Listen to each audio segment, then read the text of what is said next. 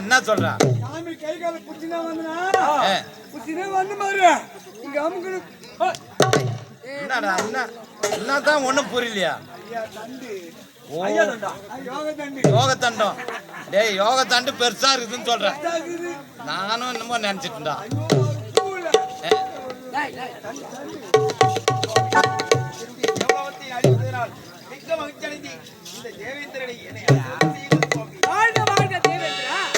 ஆமா, உன் திருமுகத்தை பார்த்தால் ஏதோ சோர்வையாக காட்சியிருக்கிறது.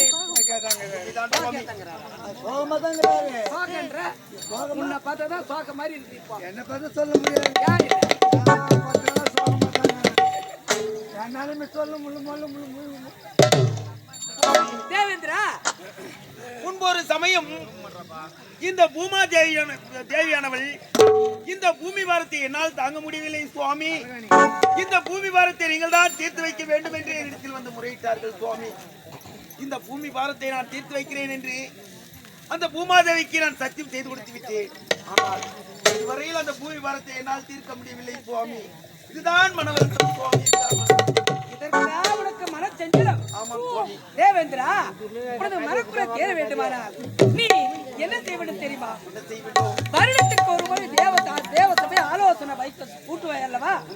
அந்த ஆலோசனை கூட்டத்தை கூட்டினால் உன் எண்ணம் ஈடேறும், உன் சந்தேகம் தீர்ந்துவிடும், மனக்குறை தீர்ந்துவிடும். ஓ, ஆண்டுக்கு ஒரு முறை ரகசிய கூட்டம் கூட்டுவது வழக்கம். 33 கோடி தேவர்களுக்கும் 48,000 மகிழ்ச்சிகளுக்கும் அழைப்பு கொடுக்க வேண்டும். அப்படி அழைப்பு கொடுக்கும் போது முதலில் யாருக்கு அழைப்பு கொடுக்க வேண்டும் தெரியுமா?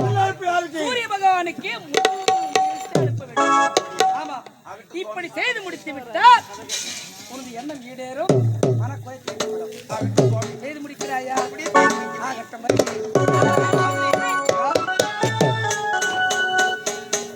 இந்த நாரத மகமுனிவர் கூறிய வண்ணம் அஷ்டத்துக்கு பாலர்கள் அனைவருக்கும் லிகிதத்தை அனுப்ப வேண்டும். முதல் லிகிதம் யாருக்கு அனுப்ப வேண்டும்? சூரிய பகவானுக்கு. ஆரம்பமாகட்டும்.